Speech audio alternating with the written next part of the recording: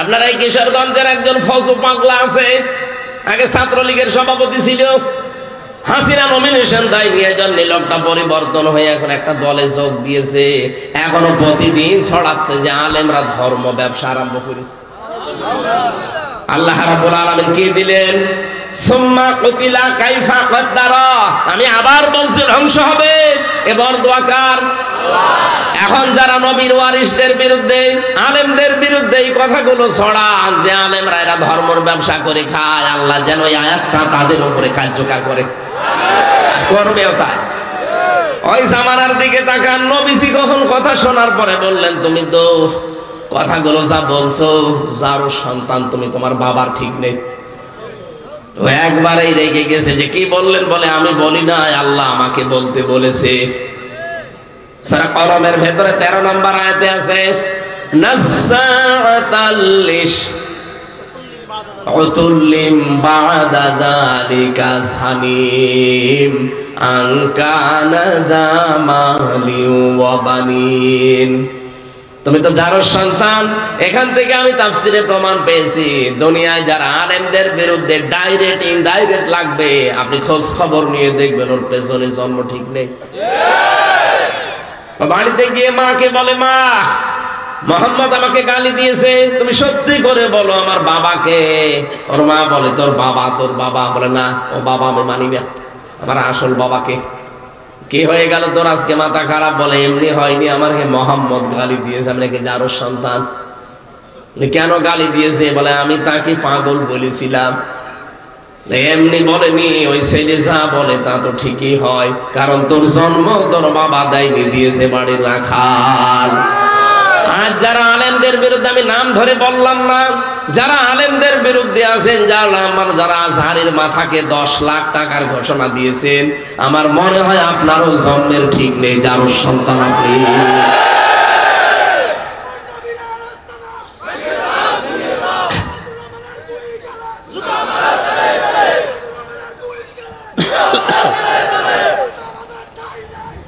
আমার ভাইরা, আজ আলেমদেরকে নাম নিয়ে নিয়ে আপনি কথা বলছেন,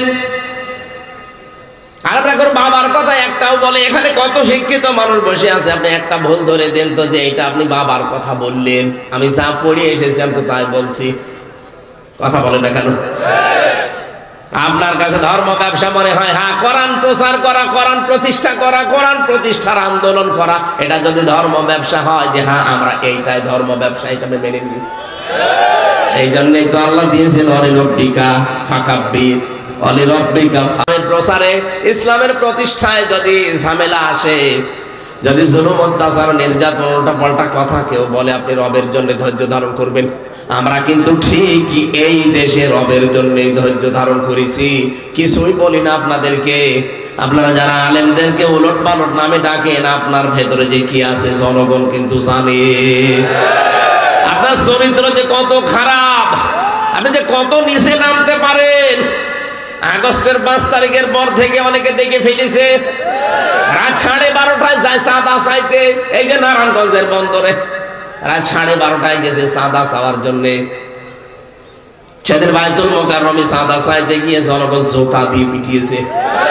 অনেকে এগুলো বানিয়ে বলছে, এগুলো সব রিপোর্ট আছে। আবার সকালবেলা জানিয়েছে যারা 12:30টায় গেলাম, মানুষজন টের পেল কি করে আমি চাঁদা চাইতে আসলাম। আরে ভাই, বাংলাদেশ এখন নখদর্পণে গোয়েন্দাদের, আপনি জানেন ওদের মেশিন কি উন্নত। আমি নিজে দেখেছি রিমান্ডে।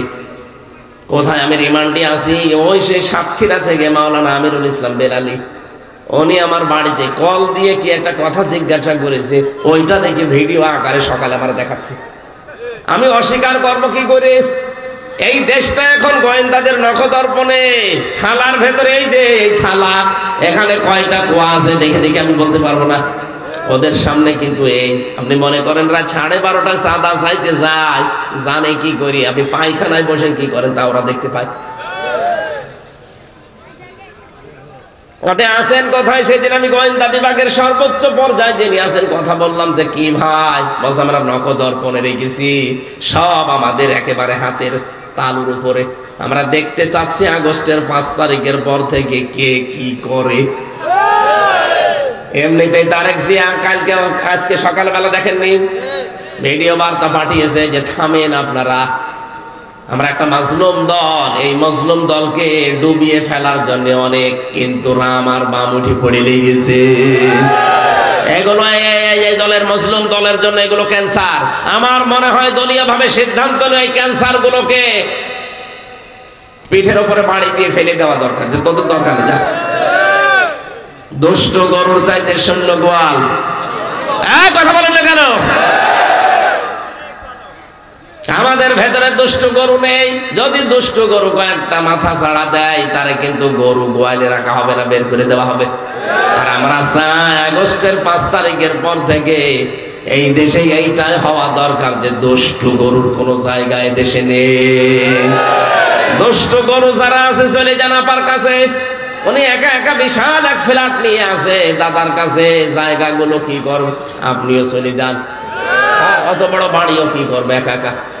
কয়েকদিন আগে উনি পাঠিয়েছে যে আমি অঘোষিত জেলখানায় আছি, এত বড় জায়গায় আমার আর একা ভালো লাগে না। ভালো লাগছে না, 273টা কি 275টা মামলা হয়েছে।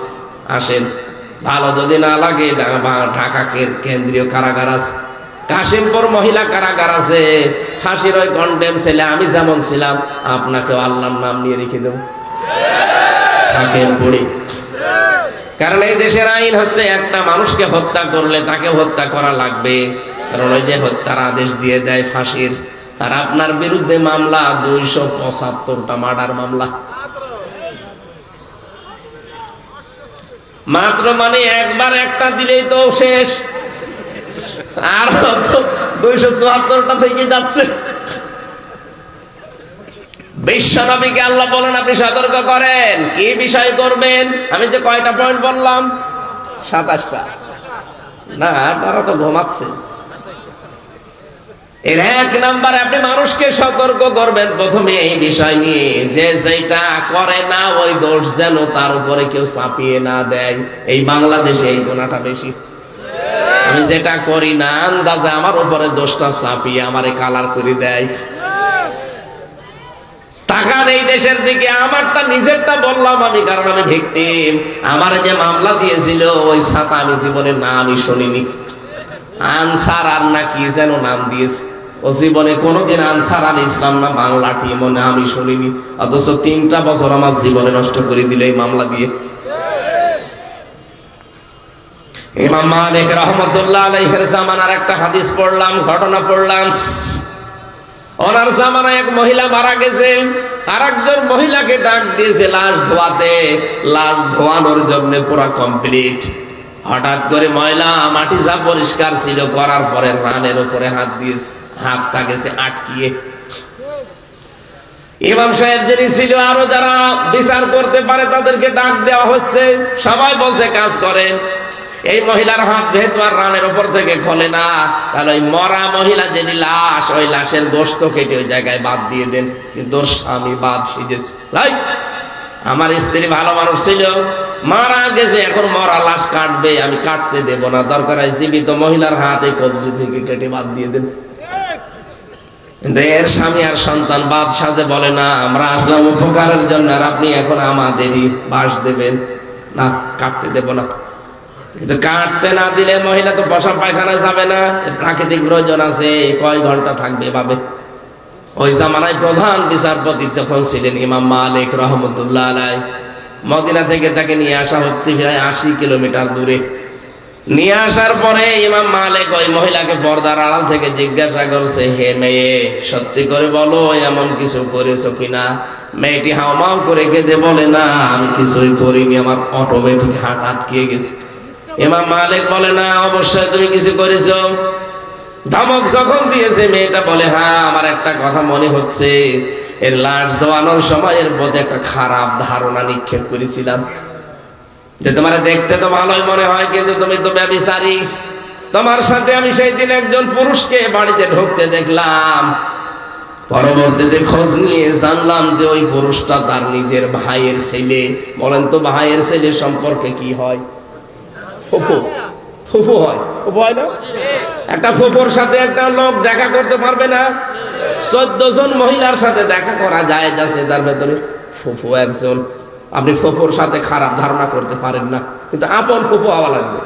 অনেকে পাতানো ফুফু আছে, পাতানো ফুফু আনো, ওর মেয়ে আছে এই কারণে ফুফু পাতিয়েছে।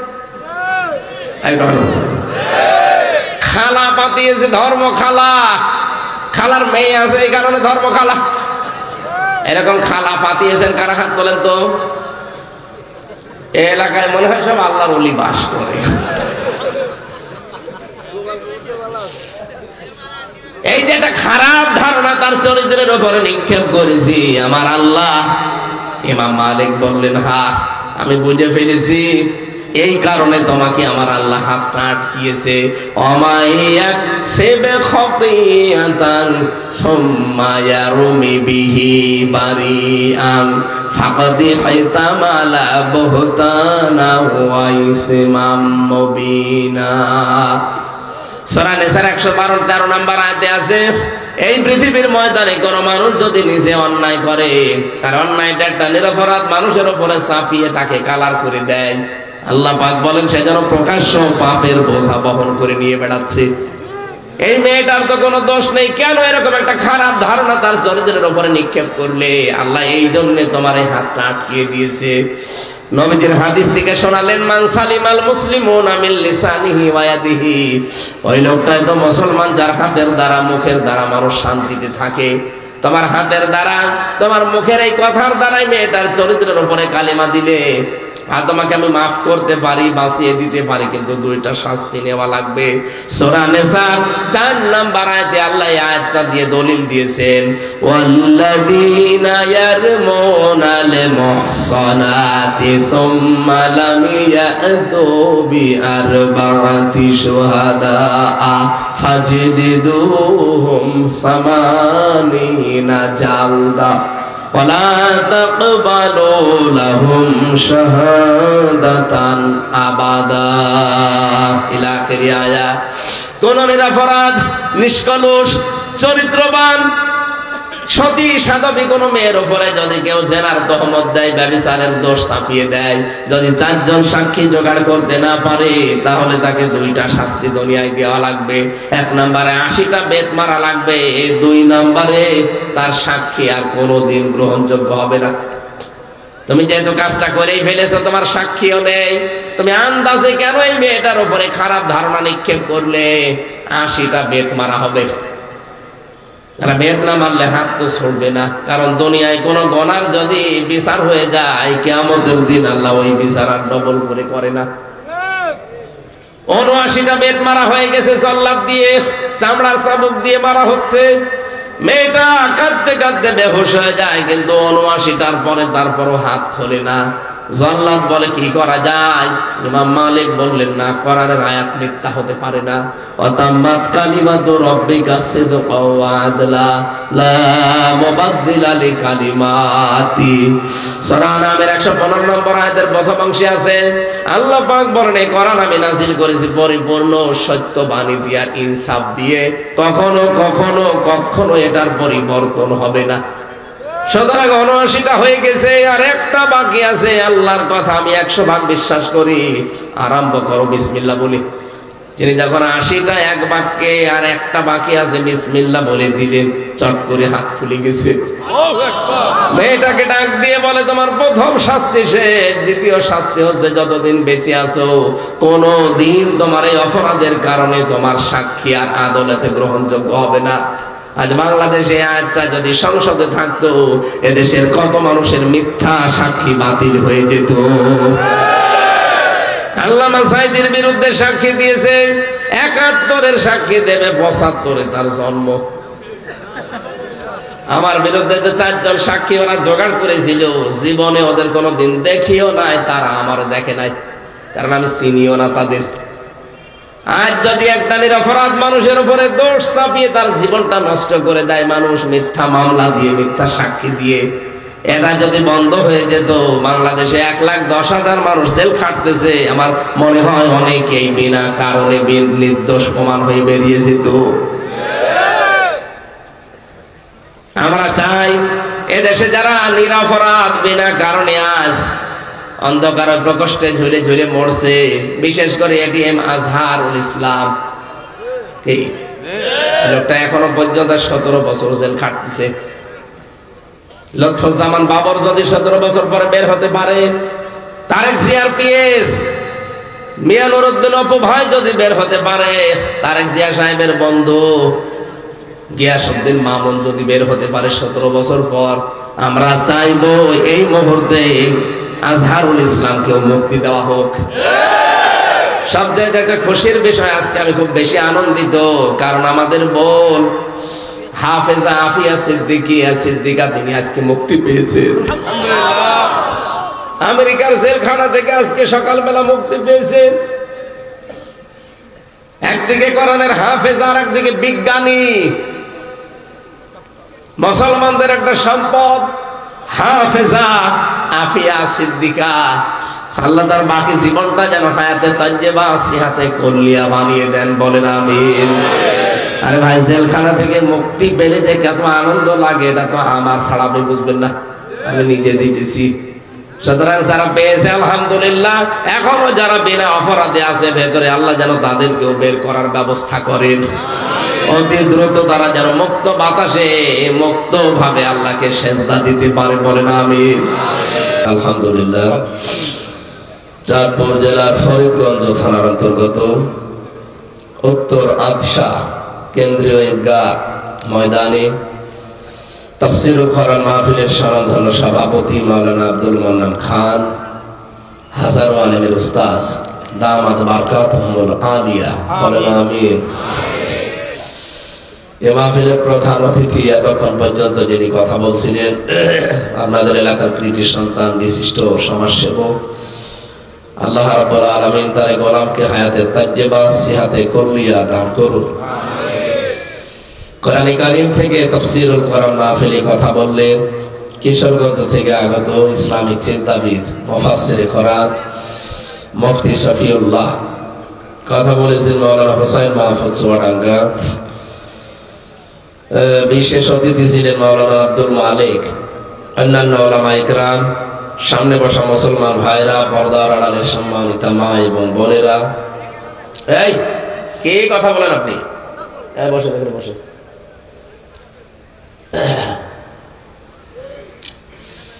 প্রশাসনের ভাইরা, প্রাণ প্রিয় চাঁদপুরবাসী, এটাই তো সেই ফিটনেস বিহীন আর লাইসেন্স বিহীন না এই এলাকা না? পাশে ফিটনেস বিহীন বিএনপি আর লাইসেন্স বিহীন জামাত, এই এলাকা থেকে তো আওয়াজ উঠেছিল। সেদিন আমি হাজিরা দিতে গিয়েছিলাম মামলা, যিনি এই কথা বলেছিলেন আল্লাহ পুরাটা তার উপরে এটা ঢেলে দিয়েছে। তার এখন ফিটনেসও নেই, লাইসেন্সও নেই, পুরাটা আল্লাহ তার কথা তার উপরেই ফেলে দিয়েছে। এখানে এমন কোন কথা বলা ঠিক না, আন্দাজে না জানি ওইটা আবার আমার উপরে এসে পড়ে। এই যে আমরা প্রত্যেক দিন অন্তত ফরজ নামাজ যারা পড়ে, কয় ওয়াক্ত বলেন তো?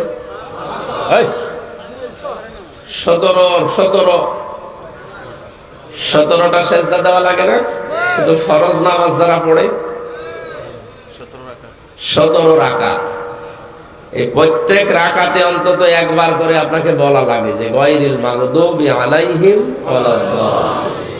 কি বলেন আপনি, কোনদিন টের পেয়েছেন নাকি ওই ওই ওই আমার মতো যা বলবেন নিজের গায়ে আবার এসে পড়বে?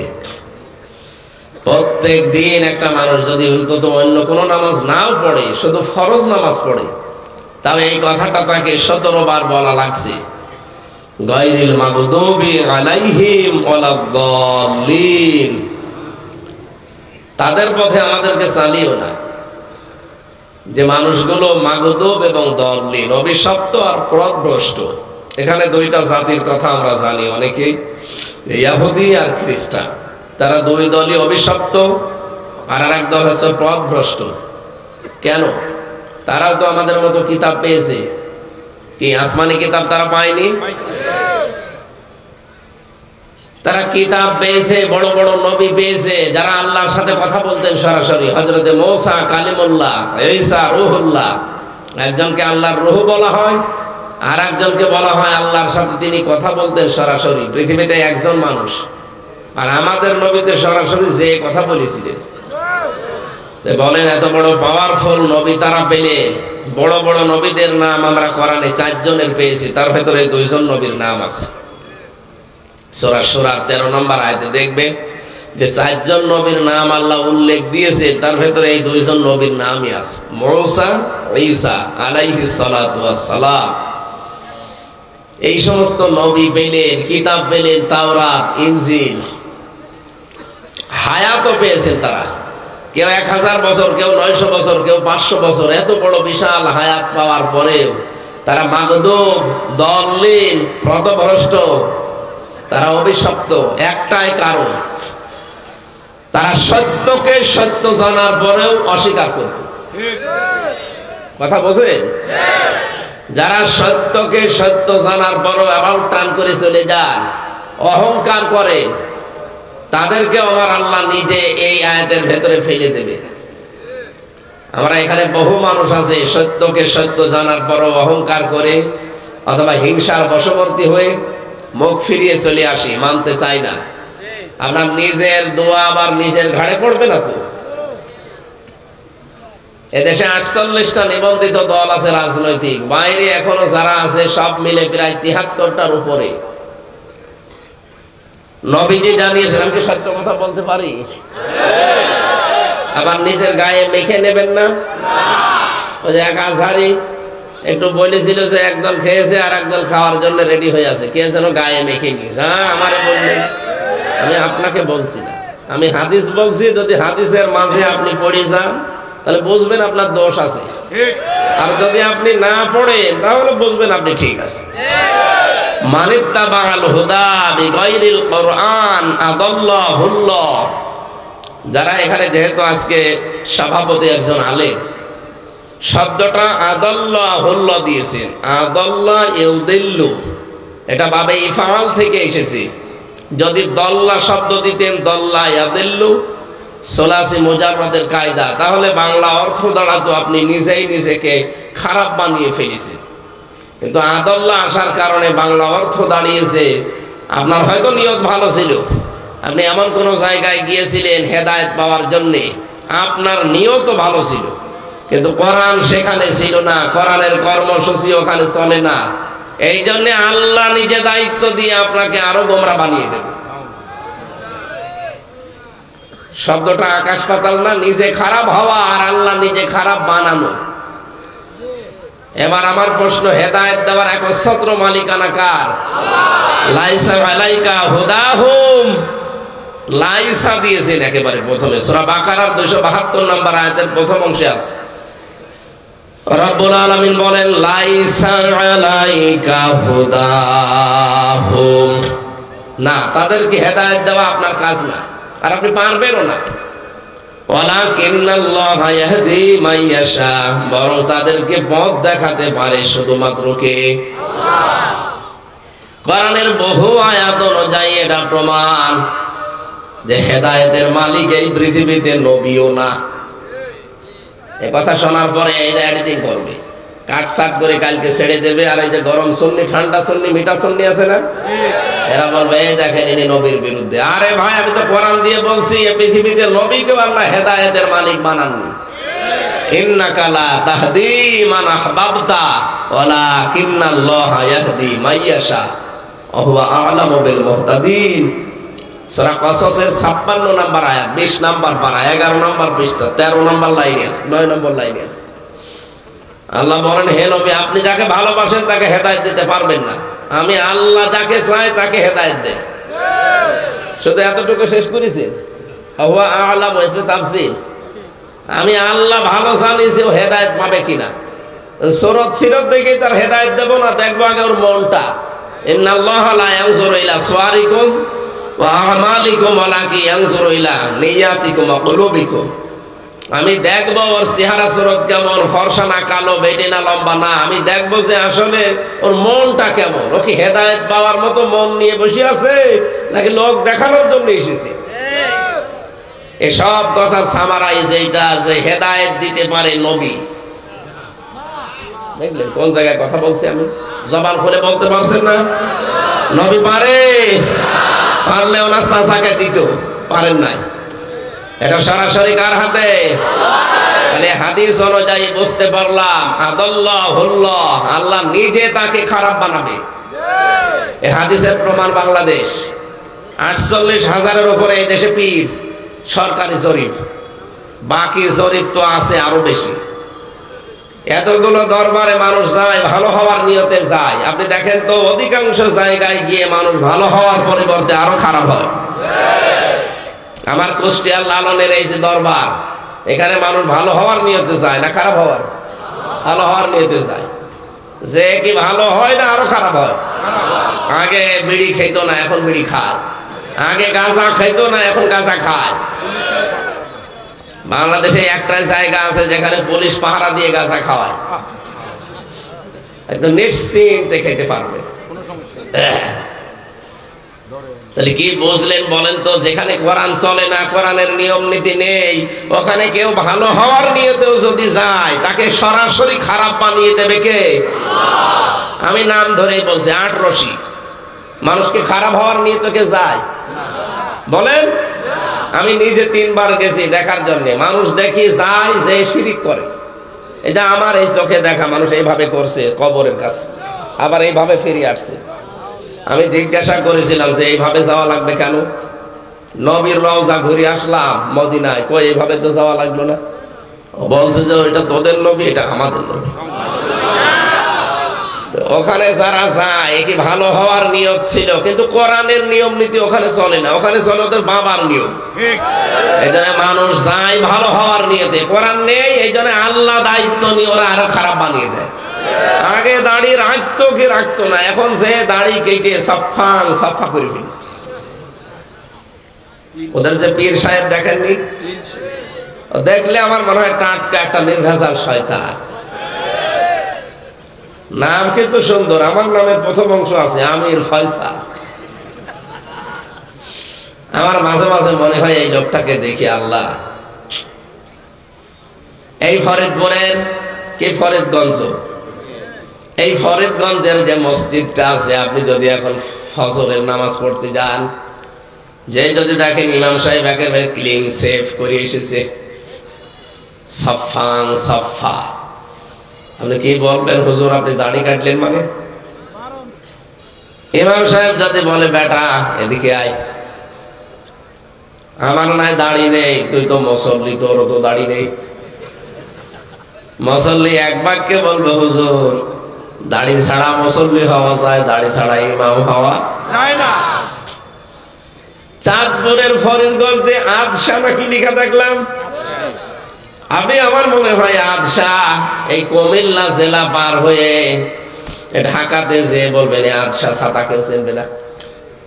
এতটুকু একটা জায়গার মসজিদের ইমাম হওয়ার জন্য যদি দাড়ি কেটে ফেললে আপনি তার পেছনে নামাজ না পড়ে, তাহলে দাড়ি কেটে বিশ্বলি হয় আর আপনি মেনে নেন না।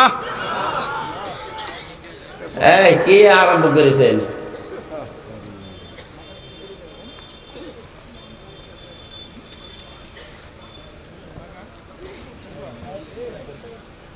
এখানে নিয়ে আসেন তো, এই জায়গায় নিয়ে আসেন, এদিকে আসেন।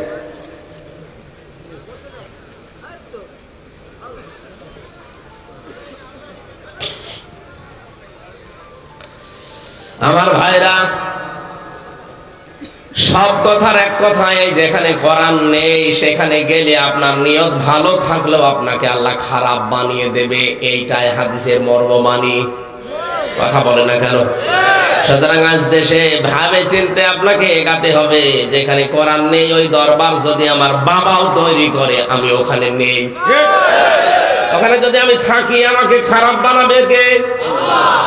দ্বিতীয় পয়েন্ট হচ্ছে, এই দেশে বললাম রাজনৈতিক দল নিবন্ধন এবং নিবন্ধন ছাড়া মিলে প্রায় 73টার উপরে। যে রাজনৈতিক দলের কর্মসূচিতে কোরআন নেই, কোরআনের নিয়ম নীতি নেই, ওই দলের প্রতিষ্ঠাতা আমার বাবা হলেও আমি ওই দলে নেই। এটা অত জোরে বলা লাগবে না, আপনি পারবেন না মানতে। এটা পারবেন কিনা বলেন তো? যারা পারবেন হাত তোলেন তো দেখি। আন্দাজে হাত তুলবেন না।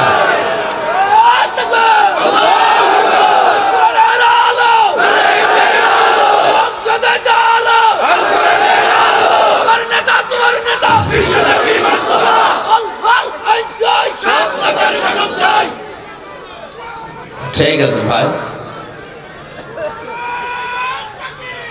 থামো থামো। এখানে অনেক মানুষ সাহস করে হাত তুলতে পারে না, কারণ তারা ভয়ে আছে, না জানি যদি এই কথা রাখতে না পারি। ঠিক আছে, আপনার আমার তো দায়িত্ব আর পিটিয়ে হেদায়েত করা না। ইন্নামা আনতা মুযাক্কির লাস্তা আলাইহিম বিমুসাইতির। হে নবী, আপনাকে আমি উপদেশক বানিয়েছি, আপনি উপদেশ দিন, তাদের কর্ম নিয়ন্ত্রক আপনি না। ফাইন্নামা আলাইকাল বালাগ ওয়া আলাইনাল হিসাব। সূরা রাদের 40 নম্বর আয়াতের শেষের দিকে আছে, হে নবী, আপনার দায়িত্ব পৌঁছিয়ে দেওয়ার, হিসাব নেওয়ার দায়িত্ব কার? আকুলিল হাক্কু মির রাব্বিকুম ফামান শাআ ফালিয়ুমিন ওয়া মান শাআ ফালিয়াকফুর ইন্না আ'তাদনা লিয-যালিমিনা নারা আহাতা বিহিম সুরাদিকুহা। সূরা কাহফের 29 নম্বর আয়াতের প্রথম অংশে আছে, নবী আপনি সঠিক কথা, হক কথা তুলে ধরবেন আমার বান্দা বান্দীদের সামনে। যার ইচ্ছা হয় সে মেনে নেবে, যার ইচ্ছা হয় সে কুফরি করবে। আমি আল্লাহ তো একজন আছি, ইন্না আ'তাদনা লিয-যালিমিনা নারা। জালেমদের জন্য আমি আল্লাহ আগুন তৈরি করে রাখলাম। আহাতা বিহিম সুরাদিকুহা, চারিদিক থেকে তাদের ঢেকে রাখবে। এজন্য আমার দায়িত্ব কুষ্টিয়া থেকে এসেছি সঠিকটা তুলে ধরা। আপনি ইচ্ছা হয় মানেন, ইচ্ছা হয় আপনি অস্বীকার করেন, একজন আছে কিন্তু, কি কথা বলেন না কেন? এই জন্য সত্যকে সত্য জানার পরেও যারা মানে না, হয় তারা ইহুদি নাই খ্রিস্টান। নামের আগে আপনার যতই মুসলমান লেখা থাক, কি কথা বোঝা যায়নি? আপনার নামের আগে মোহাম্মদ, নামের শেষে হুসাইন যাই থাক, যারা সত্যকে সত্য জানার পরও মানে না, হয় এরা ইহুদি নাই খ্রিস্টান, ওদেরকে আল্লাহ যেমন বরদোয়া দিয়েছে আপনাকেও দেবে। এই জন্য এমন কোন কাজ, এমন কোন কিছু বলা ঠিক না যেটা আমার উপরে আবার গড়ে আসে। উনি বলেছিল যা বাস্তব আল্লাহ দেখিয়েছে, আমার সামনেই নিয়ে যাচ্ছিল, চেহারার দিকে একবার তাকিয়ে দেখলাম, ও সত্যি ফিটনেস বিহীন হয়ে গেছে, আর লাইসেন্স তো নেই। লাইসেন্স আছে? লাইসেন্স তো শেষ করে দিয়েছে। যা বলেছিল আল্লাহ নিজের জীবনেই দেখিয়ে দিল। আর আমরা 17 বার করে বলছি, উনি তো একবার বলি ধরা খেয়েছে, আর আমরা কয়বার বলছি? প্রতিদিন 17 বার। আমরা তো অলরেডি ধরা খেয়ে বসে আছি। আজকের তেলাওয়াত কিন্তু আয়াত যা করব, এর ভেতরে বাস্তবতার নিরিখে এই কথাগুলো আসবে ইনশাআল্লাহ। সুতরাং যে মানুষগুলো আমরা এখানে এসেছি, দল মত জাতি বর্ণ ধর্ম নির্বিশেষে, আজকে অনুষ্ঠান শুধু মুসলমানদের জন্য না, হাদা বায়ানুল লিন্নাস হুদাল লিন্নাস, মানুষ পদ পাচ্ছে আমরা যারা বিবেচিত, সবার জন্য আজকের এই অনুষ্ঠান। কথা বলেন ঠিক কিনা? এটা কি শুধু মুসলমানদের? হাত্তা ইয়াসমা কালাম আল্লাহ সুম্মা আবলিগহু মা মানা। আল্লাহ বলেন অন্য ধর্মের কেউ যদি আসে তাকে শোনার ব্যবস্থা করে দেবে, এবং শোনা হয়ে গেলে বাড়িতে পৌঁছে দেওয়ার নিরাপদে হে নবী আপনি দায়িত্ব পালন করবেন। সুতরাং এখানে অন্য ধর্মের যদি কেউ এসে থাকেন, আপনাকেও শুভেচ্ছা জানাচ্ছি, স্বাগতম, ওয়েলকাম। এ কোরআন শুধু আপনাদের ধর্মগ্রন্থের মতো ঠাকুররা পড়বে, পুরোহিতরা পড়বে না, ধর্মগুরু যারা তারা পড়বে না, এটা সবার জন্য। একটা কথা এদেশে কে যেন ছড়িয়ে দিয়েছে যে জানার নাম ইসলাম না, মানার নাম ইসলাম। এটা একটা শয়তানি। আপনি যদি না জানেন তো মানবেন কি করে? কথা বলেন না কেন? জানা এবং মানা ওই দুইটার নাম কি? কেউ যদি জানে কিন্তু মানে না, তার একটা গুনাহ হবে। এদিকে তাকান, কেউ ইসলামের কোন বিধান জানে কিন্তু মানে না, কয়টা গুনাহ হবে? একটা। কারণ সে জানার ফরজ আদায় করেছে, মানারটা আদায় করতে পারে নাই। কিন্তু আপনি জানেনও না মানেনও না, আপনার ডবল গুনাহ হবে। আপনি জানেন না কেন? এটা আপনার অপরাধ। বলেন, পৃথিবীতে আপনি যে জানেন না, বলেন আমি জানি না তাই মানি না, আপনি জানেন না কেন? আপনি যে জানেন না এটা আপনার কি? আর অপরাধ করলে কি হয়? শাস্তি। বলেন বলেন। এখানে হিসাব নিকাশ করে আন্দাজে কথা বলবেন না। বলে আমি জানি না তাই মানি না। আপনি জানেন না মানে? আমি কি জেনে এসেছি মায়ের পেট থেকে? আমার জানা লাগেনি? আপনি জানেন না কেন? এখানে আপনাকে জানা লাগবে। দরুদ আর সালাম পড়ছি আমাদের নবী মুহাম্মদুর রাসূলুল্লাহ সাল্লাল্লাহু আলাইহি ওয়াসাল্লামের প্রতি।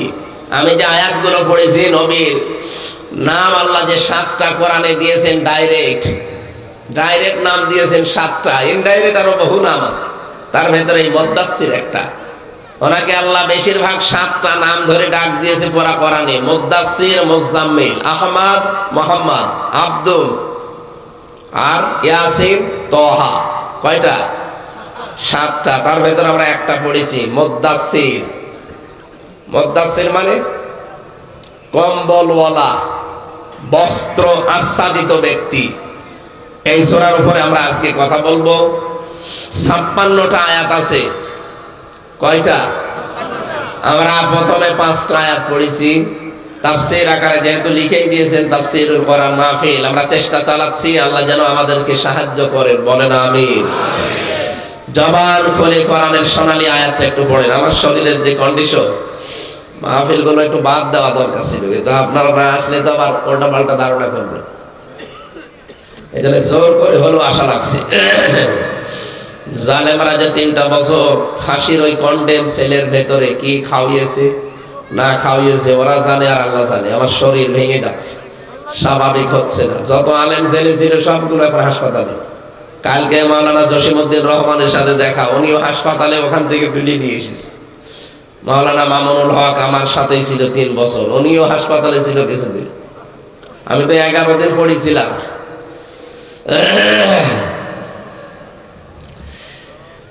এত বাবারালা পড়ে যাচ্ছে ভেতরে, কিছুই হচ্ছে না। আমার মনে হয় কিছু ভেতরে ওরা দিয়ে দিয়েছে, কারণ যে খাবার দিত খাবারের ভেতরে কিছু দিত পয়জন। তাছাড়া আমার স্বাভাবিক হবে না কেন? বাংলাদেশের সর্বোচ্চ ডাক্তার যারা, তাদের দেখালাম,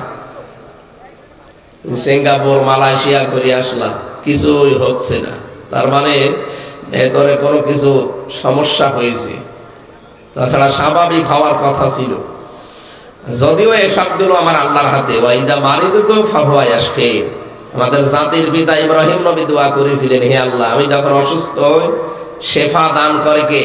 আল্লাহ। আমরা ওইটার উপরে ভরসা করে আছি, যেহেতু অসুস্থ আছি আপনারা দোয়া করেন। আর আমরা শেফা হিসাবে তো দাওয়া নিচ্ছি। আল্লাহ রাব্বুল আলামিন আমাদের বিশ্বাস অনুযায়ী যেন আমাদের শরীরটাকে আগের অবস্থায় আবার ফিরিয়ে দেয়। আগে কেমন টকবক করতো শরীরটা, 3 বছরে একেবারে নেতিয়ে দিয়েছে চালেরা। লাগবে না, থাক, ও তো এমনি নেই, থাক। আমরা যে তেলাওয়াত করলাম সূরা মুদ্দাসসির থেকে, এবার আরম্ভ করি। নেন। আউযু বিল্লাহি মিনাশ শাইতানির রাজীম। বিসমিল্লাহির রহমানির রহিম। ইয়া আইয়ুহাল মুদ্দাসসির কুম ফাআনযির ওয়া রাব্বাকা ফাকাব্বির ওয়া সিয়াবাকা ফাতাহহির ওয়ার রুজজা ফাহজুর। সাদাকাল্লাহুল আযীম। কোন সূরা মনে আছে তো ইনশাআল্লাহ? কি? মুদ্দাসসির। কোরআনে কারীমের এই প্রথম 5টা আয়াত আমরা পড়লাম, আরো 2টা আয়াত আছে। ওয়ালা তামনু তাস্তাকসির ওয়া লিরাব্বিকা ফাসবির, এ পর্যন্ত। এই 7টা আয়াত তাফসিরে কোন মুফাসসির লিখেছেন সর্বপ্রথম দুনিয়ায় আয়াত নাজিল হয়েছে এই 7টা। অন্যান্য তাফসিরে আমরা যারা পড়েছি এখানে সবাই জানি যে না, কোরআনে কারীমের সর্বপ্রথম নাজিল হওয়া আয়াত সূরা আলাকের প্রথম 5টা। কি কথা বলে না কেন? তাহলে আমরা অধিকাংশ মানুষ এখানে যারা বসে আছি সবাই শুনেছি, জেনেছি যে কোরআনের প্রথম নাজিল হওয়া 5টা আয়াত সূরা আলাকের। আর আমি বললাম এখন সূরা মুদ্দাসসিরের এই 7টা, পুরাটা একেবারে কন্ট্রাডিকশন, এর সাথে ওর মিল নেই। এই জন্যই তো তাফসীর মাহফিলে আসা লাগে। আমার ভাইরা, বিশ্ব নবীকে আল্লাহ যখন 40 বছর বয়সে নবুয়ত দেবেন, সর্বপ্রথম সূরা আলাকের 5টা আয়াত তাকে দিয়েছিলেন। এটা আমি গুরুত্ব বোঝালাম না কিছুক্ষণ আগে, যে জানার নাম ইসলাম না মানার নাম ইসলামে কথা যারা বলে এটা ঠিক না। এখানে সর্বপ্রথম আল্লাহ 5টা আয়াত তাকে নাযিল করে জানিয়েছিলেন, ইকরা বিসমি রাব্বিকাল্লাযী খালাক। হে নবী, আপনি পড়েন। কি করেন? তিনবার ফেরেশতা জিবরাইল এই কথাটা নবীকে জানিয়েছেন, ইকরা ইকরা ইকরা। হে মুহাম্মদ, আপনি পড়েন পড়েন পড়েন। তিনবারই তিনি জবাব দিয়েছেন, মা আনা বিকারি, আমি পড়তে জানি না। কি পড়বো? প্রথম অর্থ হচ্ছে মা আনা বিকারি, মানে আমি পড়তে জানি না। দ্বিতীয় অর্থ হচ্ছে আমি কি পড়বো। কথা বুঝতেছে না? আপনি বোঝেননি, আন্দাজে চিল্লাবেন না। মা আনা বিকারি, আমি পড়তে জানি না, প্রথম অর্থ। দ্বিতীয় অর্থ হচ্ছে আমি কি পড়বো। এখানে প্রশ্নবোধক চিহ্ন, হরফে ইস্তেফহাম, এটা ইন্টারোগেটিভ সেন্টেন্স। এর দুইটা শব্দের অর্থ কিন্তু এক মনে হচ্ছে, আকাশ পাতাল পার্থক্য আছে। আমি পড়তে জানি না, আর একটা অর্থ হচ্ছে আমি কি পড়বো। যখনই ফেরেশতা জিবরাইল পরের শব্দগুলো উচ্চারণ করলেন, বিসমি রাব্বিকা, ওই রবের নামে পড়েন, আল্লাযী খালাক, যিনি আপনাকে বানিয়েছেন। সঙ্গে সঙ্গে নবীজি আর দেরি করেননি, জিবরাইলের মুখের সাথে মুখ মিলিয়ে তিনি একটা না এবার 5টা আয়াত পড়লেন। কিছু বুঝেছেন এখান থেকে? খুব গুরুত্বপূর্ণ হলে বলেন, না আমি এইভাবে কথা বলতে পারবো না। জরুরি থাকলে কি সমস্যা কি এখানে? আমি বইকে যাবো, আপনি কিছু শুনবেন না, কি দরকার কি আপনার এখানে? এটা ক্লাস চলছে ভাই। এমনিতে এখানে 12 বাপের 13 ছেলে বসে আছে, ছাতা বোঝানো কম কষ্ট। এক একজনের মেধা এক এক রকম। কি এত জরুরি যে গল্প করা লাগবে আপনাদের?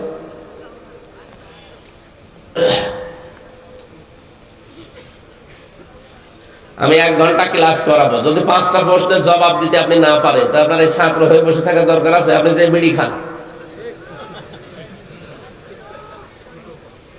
কে প্রধান অতিথি বলছিল না যে আমরা আন্দাজে উল্টা পাল্টা কথা বলার জন্য আসেন? 1 ঘন্টা কথা বলবে, মনে করবেন আমি 20 ঘন্টা পড়েছি এর উপরে।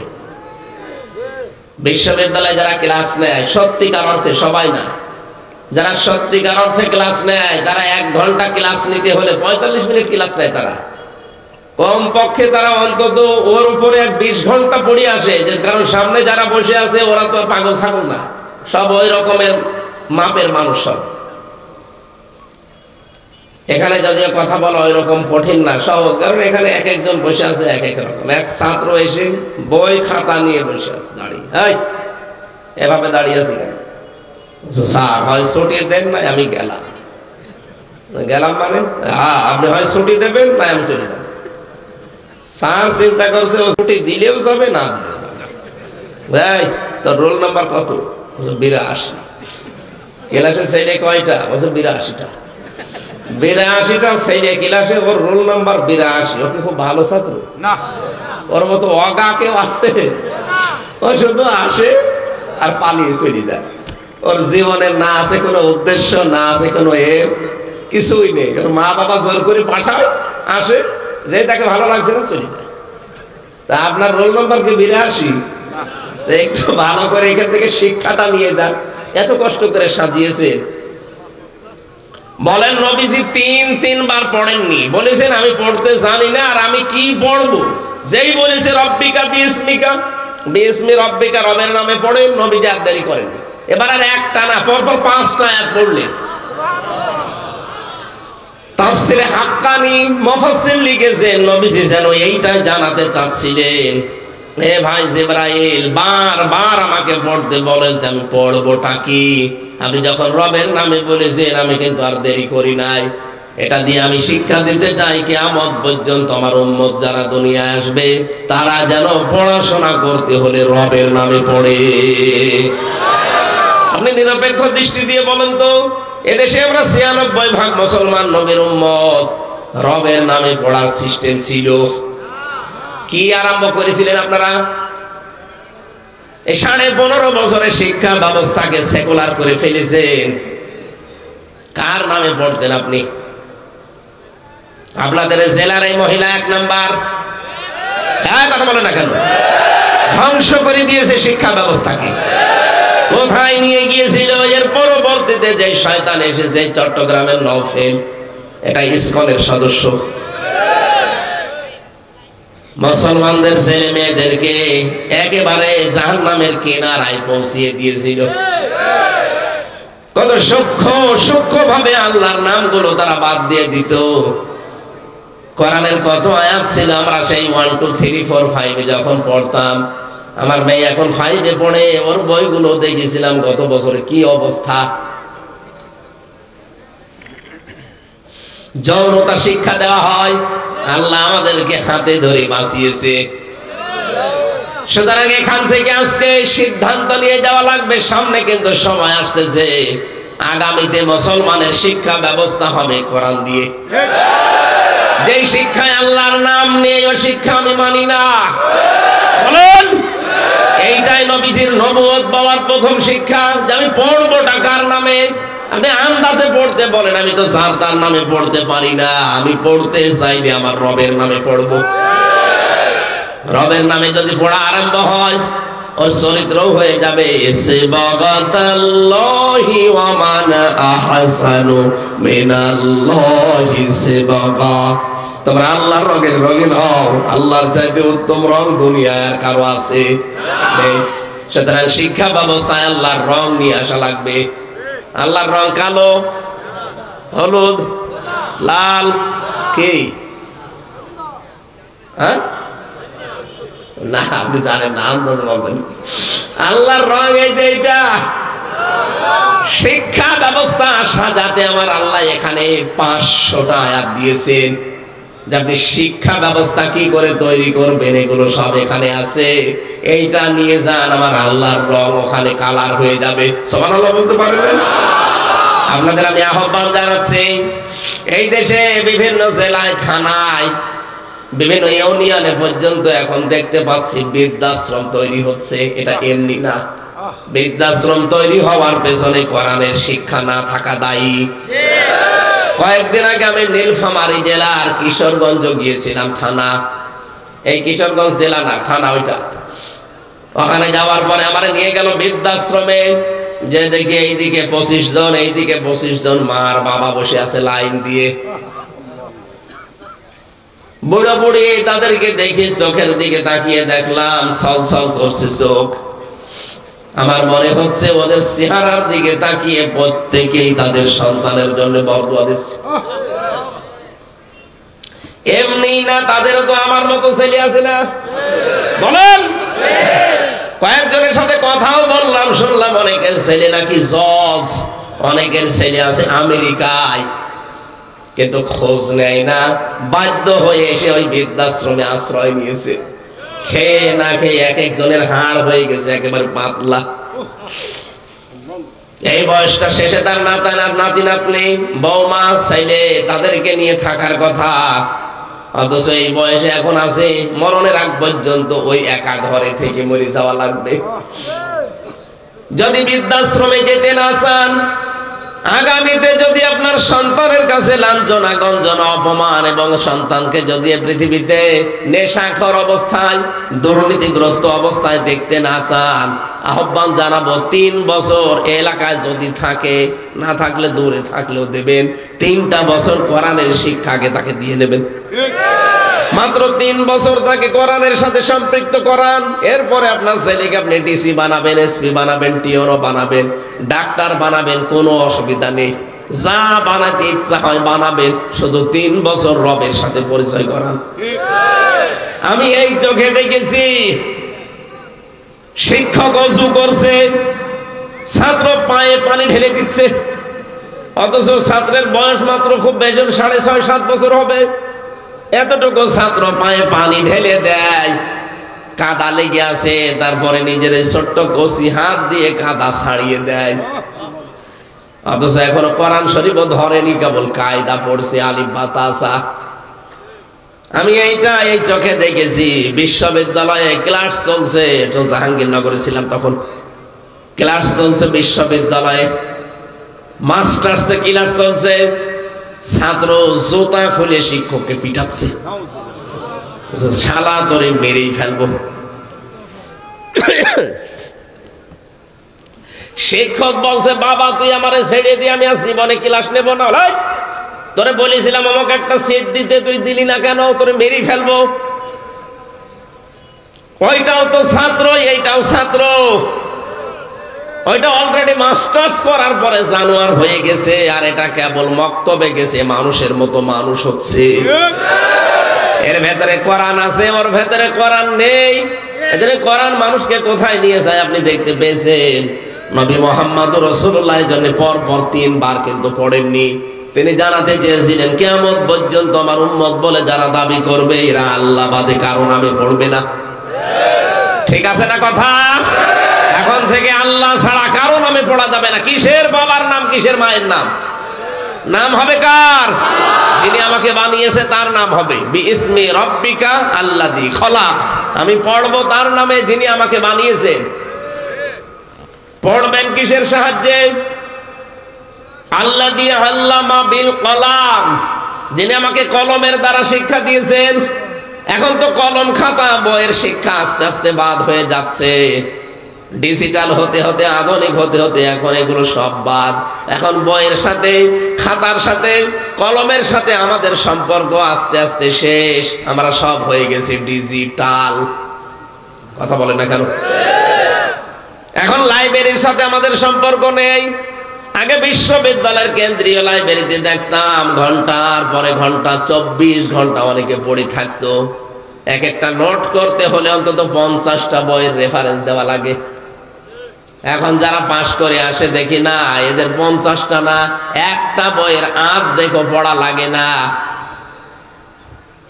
এই জন্য আমাদের উচিত হবে এখান থেকে শিক্ষা নিয়ে যাওয়া। আজকে থেকে যতদিন বেঁচে আছি ছেলে মেয়েদেরকে পড়াতে হলে কার নামে পড়াবেন? যেখানে আল্লাহর নামে পড়া নেই ওটা বাদ, ওখানে আমি যাইতে পারি না। পরবর্তীতে আমার ছেলেও মাস্টার্সে পড়ে দেখা যাচ্ছে শিক্ষককে জুতা দিয়ে পিটাচ্ছে। নবীজি ওখান থেকে আসলেন, ভয়ে থরথর করে কাঁপছিলেন। ভালো করে বুঝবেন, আমি কিন্তু 2টা পয়েন্ট নিয়েছিলাম। যে প্রথম আয়াত নাযিল হওয়া ইকরা বিইসমি, অথচ সূরা মুদ্দাসসির ইয়া আইয়ুহাল মুদ্দাসসির এটাও প্রথম আয়াত। কেন 2টা ঝগড়া লেগে যাচ্ছে না? ওখান থেকে আসার পরে বললেন জাম্মিলুনি ইয়া খাদিজা, আমাকে ঢেকে দাও খাদিজা, আমি ভয় পেয়েছি। এবার আসেন মূল কথায়।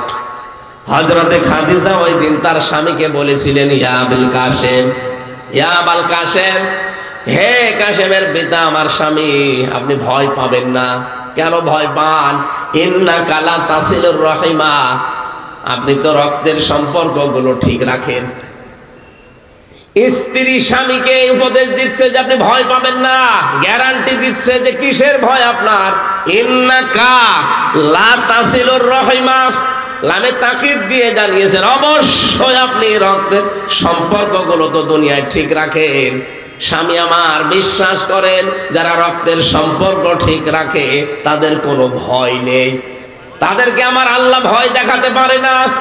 এখান থেকে মাসলা বের হয়, যারা রক্তের সম্পর্ক ঠিক রাখবে না তাদের প্রতি আল্লাহ বিভিন্ন রকমের ভয় চাপিয়ে দেবেন।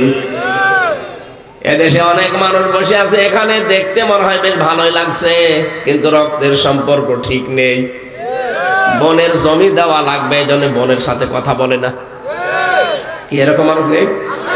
ভাইয়ের জমি জাল দলিল করে নিজের নামে লিখে নিয়েছে। আপনার মাথায় যতই সুন্দর টুপি থাক, বিশাল জুব্বা গায়ে থাক, নামাজ 5 ওয়াক্তের জায়গায় 6 ওয়াক্ত পড়েন, কোনো লাভ হবে না আপনার। কারণ রক্তের সম্পর্ক যারা নষ্ট করে ফেলে এই মানুষগুলোকে আল্লাহ বিভিন্ন ভয় চাপিয়ে দেয়।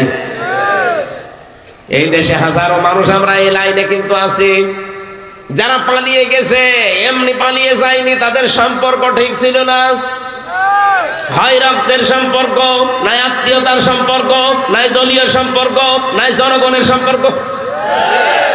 আমরা তো জনগণ ছিলাম এদেশে 18 কোটি, আমাদের সাথে এ মহিলার সম্পর্ক ছিল। আমরা তো ঠিকই আপনার সাথে সম্পর্ক রেখে চলতাম। কেউ আমরা আপনাকে বউ বলে ডাকতাম, কেউ কন্যা বলতাম। এই কথা বলছেন না কেন? কন্যা বলতাম না? মানুষ কন্যা নাম দিয়েছিলাম আপনাকে। কেউ বউ বলে ডাকতাম, আপা বলে ডাকতাম। জাতির পিতার কন্যা, কত রকমের সম্পর্ক আপনার সাথে ছিল, না আপনি কি করলেন? যাওয়ার সময় জানালেন না, সব সম্পর্ক কাট করে চলে গেলেন। খালি যাওয়ার সময় 14টা ব্রিফকেস পেয়েছে, নিয়ে চলে গেছে। একটা বারের জন্য যদি বলেছে তো যে খাওয়া চলে গেলাম, তাও বলে না। আমার মোবাইল নাম্বারটাও জোগাড় করে তো বলতে পারতো যে হামজা 3 বছর জেল খাটালাম, মাফ করে দিও, চলে গেলাম, কিছু বলে না। মানুষের সাথে যাদের সম্পর্ক নেই, আমার আল্লাহ তাদেরকে বিভিন্ন ভয় ভেতরে ঢোকাবে। এই জন্য 5 মিনিট সময়ও পাইনি। রান্না করা খাবার খাবে, সে সময়ও পাই যায়। কথা বলছেন না কেন? সুতরাং রক্তের সম্পর্ক ঠিক রাখার দরকার নেই। এখানে যারা আছেন 3 দিনের বেশি যদি কারোর সাথে দুনিয়ার কোন বিষয় নিয়ে কথাবার্তা বন্ধ করে মারা যান, আল্লাহর কসম আপনি বেঈমান হয়ে মরবেন। এখানে 3 দিন না, এরকম বড় বড় হুজুরও আমরা বসে আছি 3 বছর একজনের সাথে কথা বলি না। এরকম মানুষ নেই দেশে। আপনাকে কিন্তু বিভিন্ন ভয় আল্লাহ ভেতরে ঢুকিয়ে দেবে। সেদিন নাটোর না কোন জায়গা থেকে কুষ্টিয়ায় যাচ্ছিলাম, নাটোর থেকে হয়তো সম্ভবত নাটোর, হঠাৎ গাড়িটা পুলিশে থামিয়ে দিল। রাত 2টা বাজে। কি পুলিশ এসে বলছে দাঁড়ান। আমি মনে করলাম হয়তো কিছু নেবে, চা খাওয়ার জন্য মাঝে মাঝে নেয় তো। হুজুর সারা রাত বসে আছি, চা খাবো। কি চা খেতে তো 5 টাকা 10 টাকা লাগে। বলেন না, দামি চা। দামি চা মানে 1-2 হাজার টাকা দেওয়া লাগবে। হঠাৎ থেকে গ্যাস খুলে দিলাম, জ্বালা না। কি হয়েছে ভাই? হুজুর আমার বুকে ফু দিয়ে দেন। কেন? ডিউটি করছিলাম, হঠাৎ থেকে তাল গাছের ভেতরে কি নড়ি উঠল। এমনি ভয় পেয়েছেন আপনি। ওনার কানটা মুখের কাছে নিয়ে বললাম এদিকে আসেন। সত্যি করে বলবেন আল্লাহর নাম নিয়ে আপনার কি রক্তের সম্পর্ক কারোর সাথে ঝামেলা আছে? হুজুর আমি মিথ্যা বলবো না, সত্যি আমার ভাইয়ের সাথে জমি জায়গা নিয়ে ঝামেলা চলছে। আমি তো ধরে ফেলেছি। কারণ যারা মানুষের সাথে সম্পর্ক ঠিক রাখে না, তাদের ভেতরে বিভিন্ন রকমের ভয় ঢুকিয়ে দেন কে? স্ত্রী বলছে আপনি ভয় পাবেন না, কারণ আপনাকে আমি দেখেছি রক্তের সম্পর্ক ঠিক রাখতে। চাঁদপুরবাসী, অথচ বাংলাদেশে বহু আলেম, বহু খতিব, বহু পীর সাহেব, বহু মুসলমান আমরা আছি। শুধু স্ত্রীর কারণে আমরা রক্তের সম্পর্ক ঠিক রাখতে পারি না। এরকম বউ দেশে নেই? বর বোন রক্ষা করতে গিয়ে স্বামী শেষ পর্যন্ত নিজের ভাইয়ের সাথে সম্পর্ক খারাপ করে ফেলে না? আমার ভাই এই এলাকায় নেই সব। নিজের বোন একটু বাড়িতে আসবে, কয়দিন থাকবে না, বোর অত্যাচারে আমার বোনের হক আমি আদায় করতে পারি না। সম্মানিত মা বোন যারা এসেছেন, আল্লাহর কসম করে যে কোরআন শরীফ সামনে নিয়ে বলছে আমি একজন স্বামী, জীবনও আপনি স্বামীর মন পাবেন না যতক্ষণ আপনি স্বামীর বোন, স্বামীর ভাই, স্বামীর মা বাবার সাথে নিজের মা বাবার মতো আচরণ না করবেন। এর সাথে আপনি একমত নেই? কারা কারা এর সাথে একমত আছেন? স্বামীরা দেখে, এই স্বামী বাদ দিয়ে হাত তোলার দরকার নেই। এই এলাকায় মনে হয় বিয়ে শাদী বন্ধ হয়ে গেছে। ওই স্বামী কই? ঠিক আছে, যে কয়জন আছে আলহামদুলিল্লাহ। সম্মানিত মা বোন, আপনার দিকে হয়তো ক্যামেরা লাগানো আছে, আপনি তাকান ডিজিটাল পর্দার দিকে, আপনার স্বামী হাত তুলেছে কিনা। অনেক স্বামী হয়তো ভয় পেয়ে মনে করছে রাতে আমার থাকতে দেবে না, এজন্য ভয়তে হাত তুলেনি, কিন্তু বাস্তবে এইটাই। আমি নিজে আমার মন থেকে বলছি, এটা যদিও রেকর্ড হচ্ছে, আমার ম্যাডাম হয়তো লাইভে দেখছে। যা দেখেন দেখেন, বাস্তবতা এটাই। স্বামীর মন জীবনও পাওয়া সম্ভব না যদি স্বামীর মা বাবাকে নিজের মা বাবার মতো মনে না করেন। বহু মহিলা আছে নিজের মা বাবা দোষ করলে মাফ করে দেয়, কিন্তু শ্বশুর শাশুড়ি একটুখানি যদি ভুল করে আগে স্বামীর কানে কানে তুলে দেয়। এরকম ছোট মনের বউ আছে না? কার বর এরকম মন ছোট? হাত তোলেন তো। না, এবার আর হাত তোলার দরকার নেই, কারণ দিনকাল ভালো না। এই শীতের রাতে যদি বাড়িতে বাইরে থাকা লাগে, বলেন তো, স্ত্রী বলছে আপনি ভয় পাবেন না, আপনি তো সব সম্পর্ক ঠিক রেখে চলেন, কিন্তু আমরা পারছি না। মা বোনেরা, আপনাকে আমি আহ্বান জানাচ্ছি, আপনি একটু সাহায্য করেন না কেন? কি হবে দুনিয়ায় এগুলো করে? আপনিও হয়তো 50 বছর পরে থাকবেন না, আমিও থাকবো না। কি এই ময়দানে আমরা যারাই আছি, বলেন তো 100 বছর পরে এখানে কেউ আমরা থাকবো? নতুন মানুষ এসে জায়গা চাষ করবে। কার জন্য আপনি কি করছেন? আল্লাহর নবী এভাবে কাঁপতেছেন, কম্বল দিয়ে চাদর দিয়ে ঢাকা আছে শরীরটা, এরপরও তার কাঁপা থামে না। কয়েকদিন চলে গেল, এভাবে ওহী বন্ধ হয়ে গেল। রব্বুল আলামিন এবার 7টা আয়াত নতুন করে নাজিল করলেন। এই সেই 7টা। তাহলে আগেরটা আর পরেরটা ঠিক আছে এই কারণে, কারণ মাঝখানে অনেকদিন গ্যাপ ছিল। ওইটাও প্রথম আয়াত, এইটাও প্রথম নাজিল হওয়া আয়াত। রব্বুল আলামিন নবীজিকে বললেন, হে নবী, কম্বল গায়ে দিয়ে এভাবে থাকলে হবে না। ইয়া আইয়ুহাল মুদ্দাসসির কুম ফাআনদির। ওঠেন, ওঠেন, দাঁড়ান, মানুষদেরকে সতর্ক করেন। কি বিষয়ে সতর্ক করবেন? তাফসীরে হাক্কানির ভেতরে আমি পড়েছি, এখানে প্রায় 27টা পয়েন্ট আছে মানুষকে সতর্ক করার জন্য।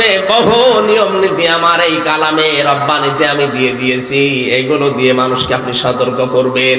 নবীজি এবার সতর্ক আরম্ভ করলেন নিজের পরিবারস্থ লোকদেরকে দিয়ে। ওয়ানজির আশিরাতাকাল আকরাবিন। আল্লাহ পাক বলেন, হে নবী, আপনি শুরু করেন আপনার নিকটবর্তী আত্মীয় স্বজন দিয়ে। সুতরাং দাওয়াতি কাজের সিস্টেমই এইটা। নবীজি নিজে দায়ী ইলাল্লাহ ছিলেন। দায়ী ইলাল্লাহ ছিলেন না? নবীজিকে আল্লাহ 5টা নাম ধরে ডাকতেন। কোরআনে কারীমের ভেতরে 7টা পেয়েছি, আর 1-2 আয়াত মিলে আমি 5টা পেয়েছি। ইয়া আইয়ুহান নাবিয়্যু ইন্না আরসালনাকা বিল হাক্কি ইন্না আরসালনাকা শাহিদাও ওয়া মুবাশশিরাও ওয়া নাযীরা ওয়া দা'iয়ান ইলাল্লাহি বিইযনিহি ওয়া সিরাজাম মুনীরা। বলেন আল্লাহু আকবার। রব্বুল আলামিন বলেন, হে নবী, আপনাকে আমি পাঠিয়েছি সাক্ষ্যদাতা, সুসংবাদদাতা, সতর্ককারী। কি কারী? বলেন, বলেন। আল্লাহর দিকে আপনি ডাকবেন আমার অনুমতি ক্রমে। আপনি তো উজ্জ্বল প্রদীপ। এই 5টা নাম আল্লাহ পাক নবীকে ডাক দিয়েছিলেন সূরা আহজাবের 45-46 নম্বর আয়াতে।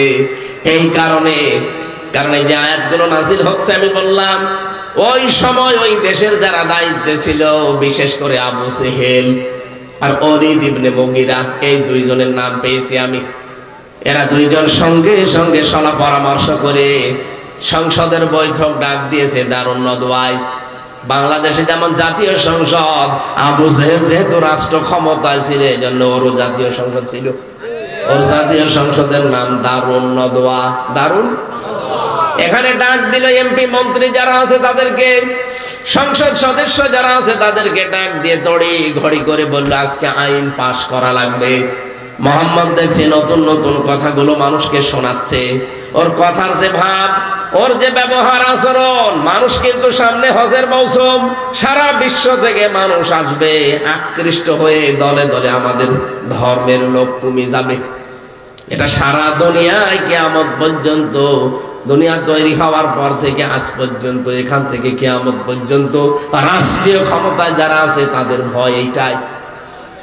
তারা জানে যে নবীদের দাওয়াতের যে প্রভাব, নবীদের দাওয়াতের যে সম্মোহনী শক্তি, এইটা আমাদের কথা দ্বারা জীবনও কভার দেওয়া সম্ভব না। সুতরাং তাদের নামে বদনাম দিতে হবে। ওই জামানায় নবীকে তারা 5টা নাম ধরে ডাকতো। 1 নম্বরে পাগল, নাম কি? 2 নম্বরে জাদুকর, 3 নম্বরে কবি, 4 নম্বরে গণক, 5 নম্বরে মিথ্যাবাদী। 5টা নাম ধরে ধরে তারা ডাকতো, আর 5টায় আবিষ্কার করেছিল ওলীদ বিন মুগীরা। কোরআনে কারিমে আল্লাহ রাব্বুল আলামিন বলেন, ইন্নাহু فكر وقدر فقتل كيف قدر ثم قتل كيف قدر ثم نظر। এই মানুষগুলো তারা ফিকির করত, চিন্তা ভাবনা করে করে তারা একটা সিদ্ধান্তে উপনীত হতো যে কি করে এদেরকে দাবিয়ে রাখা যায়। এটা ১৫০০ বছর আগের কথা বলছে।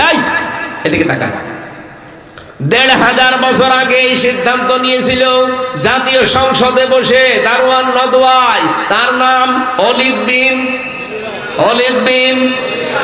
আমার মনে হচ্ছে ১৫০০ বছর পর ওই লোকটার প্রেতাত্মা অনেকের উপরে ভর করেছে। ওই সময় নবীকে ওরা বলতো জাদুকর, এখন অনেকে নবীর উত্তরাধিকারীকে বলছে ধর্ম ব্যবসায়ী।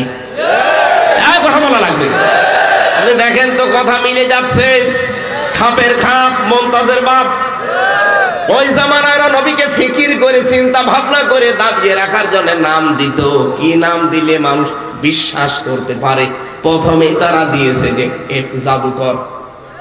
এত নবী কি জাদুকর ছিলেন? একজন আর একজনকে বলছে না, এ নামে হবে না, জাদুকর দিলে মানুষ মানবে না। কারণ হচ্ছে কথাবার্তার আওয়াজ শামসি ওয়া দুহাহা ওয়াল কমারি ইযা তালাহা ওয়ান নাহারি ইযা জাল্লাহা।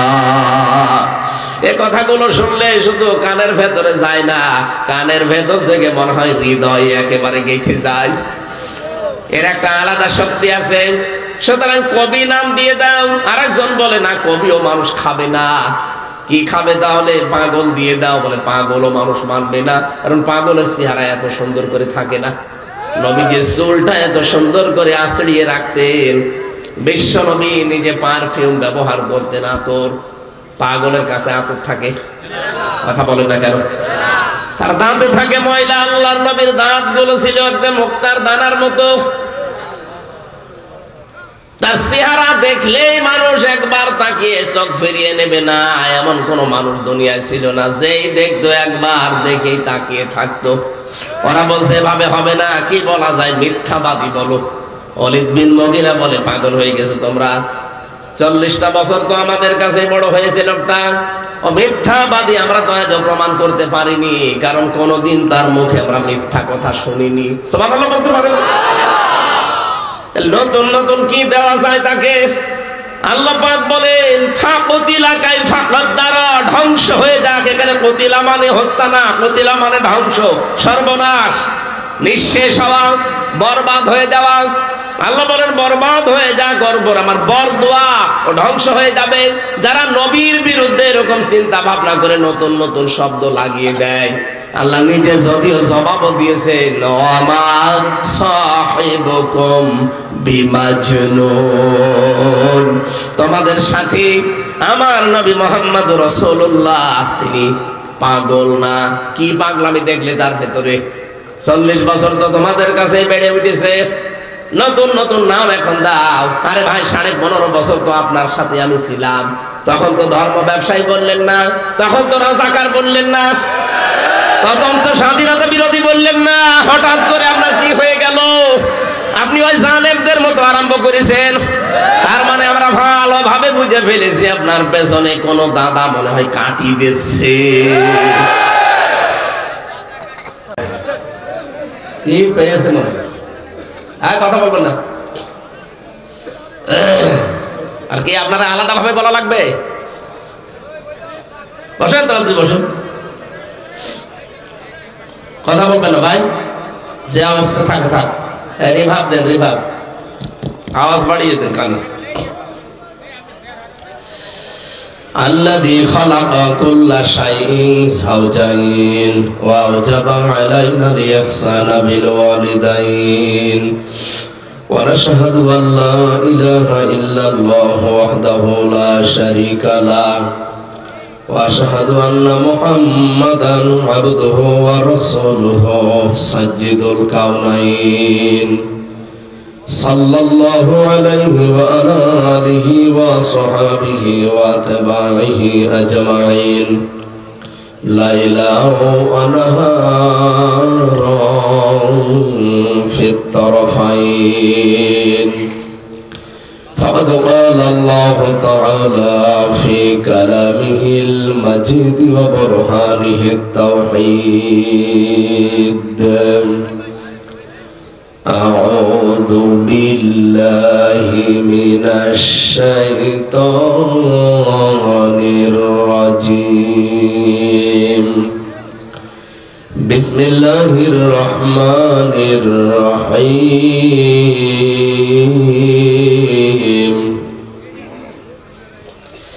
يا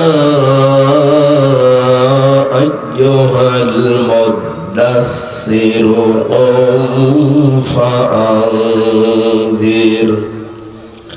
وربك فكبر وثيابك فطهر والرجز فاهجر.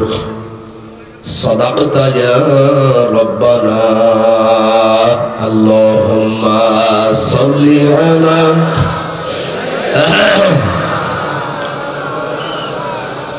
سبحان الله.